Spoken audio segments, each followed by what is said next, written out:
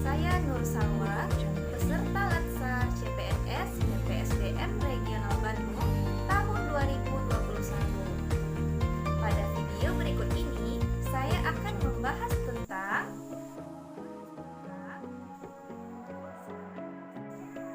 Selamat menyaksikan.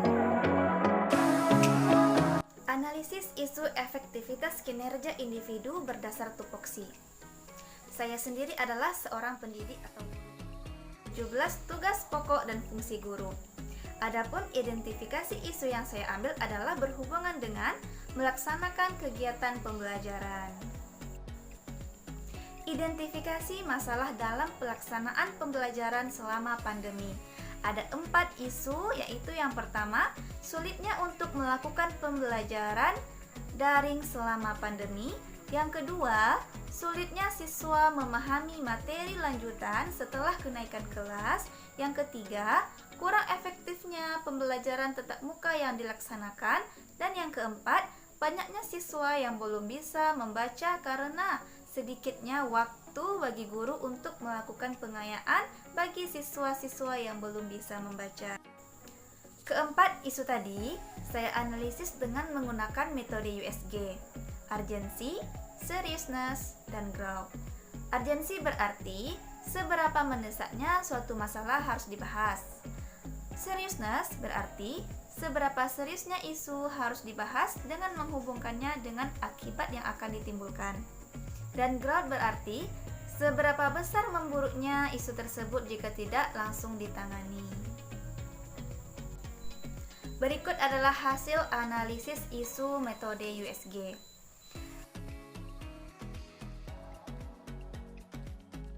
Ada 4 kategori yang menjadi penyebab terjadinya isu tersebut, yaitu situasi sekarang yaitu di masa pandemi COVID, di mana pelaksanaan pembelajaran di sekolah masih dilakukan dalam keadaan yang terbatas.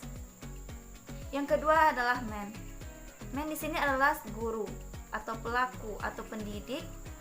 Nah, di sini guru belum mereview materi-materi esensial, yaitu materi-materi dasar yang bisa diberikan kepada siswa selama masa pandemi. Pada kategori yang ketiga yaitu metode atau proses, yaitu belum adanya pembahasan tentang penyederhanaan kurikulum dan materi.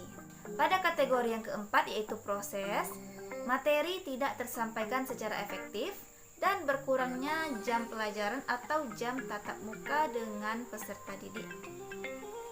Berdasarkan analisis dengan diagram fishbone dapat dilihat penyebab yang sering muncul yaitu materi yang terlalu luas serta belum ada penyederhanaan materi dari pihak sekolah.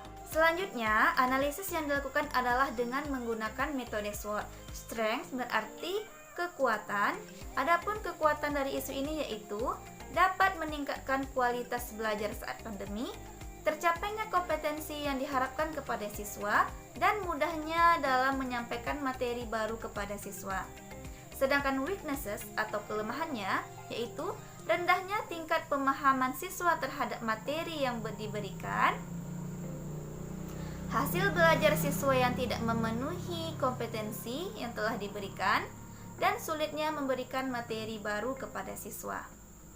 Selanjutnya, opportunities atau peluang, yaitu yang pertama memberikan pembelajaran yang efektif, materi tersampaikan dengan baik dan efektif, dan pembelajaran terlaksana dengan baik. Selanjutnya yaitu ancaman. Yang pertama yaitu sulitnya siswa dalam menerima materi baru yang berhubungan dengan materi sebelumnya. Yang kedua yaitu kompetensi yang dimiliki siswa rendah. Dan yang ketiga yaitu terganggunya proses pembelajaran karena sulitnya penyampaian materi kepada siswa. Berdasarkan analisis isu dengan menggunakan USG, Fishbone, dan SWOT, didapatkan alternatif penyelesaian isu. Yang pertama yaitu alternatif penyelesaiannya mereview kembali kurikulum yang akan dilaksanakan pada saat pandemi. Sedangkan pada tahapannya yaitu menentukan kompetensi yang akan diajarkan dan menyederhanakan kompetensi yang akan diajarkan. Hasil yang diharapkan yaitu kompetensi yang telah disederhanakan dapat dilaksanakan dalam pembelajaran dengan waktu waktu yang terbatas atau di masa pandemi. Para pihak yang terlibat yaitu kepala sekolah, wakil kurikulum, dan guru. Sedangkan alternatif penyelesaian yang kedua yaitu menyederhanakan materi yang akan disampaikan dengan tahapan. Yang pertama, membuat daftar materi yang akan dipelajari, dan yang kedua, menentukan materi esensial atau materi dasar yang akan diajarkan. Hasil yang diharapkan adanya pedoman guru dalam mengajar sehingga materi dapat disampaikan secara tepat sasaran dan bisa diterima oleh siswa. Para pihak yang terkait yaitu guru dan siswa. Selanjutnya yaitu menyinkronkan kompetensi atau materi di antara semua tingkatan kelas. Tahapannya, membuat daftar materi yang telah dipelajari. Yang kedua, menyampaikan daftar materi yang telah dipelajari ke tingkat berikutnya. Misal, dari kelas 3 ke kelas 4 dan seterusnya. Yang ketiga, menyampaikan materi jika siswa sudah memiliki pemahaman dasar dari tingkatan sebelumnya. Hasil yang diharapkan yaitu adanya pedoman bagi guru untuk menyampaikan materi yang baru yang masih berkaitan dengan materi sebelumnya, dan siswa lebih mudah dalam memahami materi karena sudah memiliki kemampuan dari pembelajaran di tingkat sebelumnya. Para pihak yang terkait yaitu guru dan siswa. Demikianlah pembahasan saya mengenai analisis isu efektivitas kinerja individu berdasar tupoksi. Terima kasih. Assalamualaikum warahmatullahi wabarakatuh.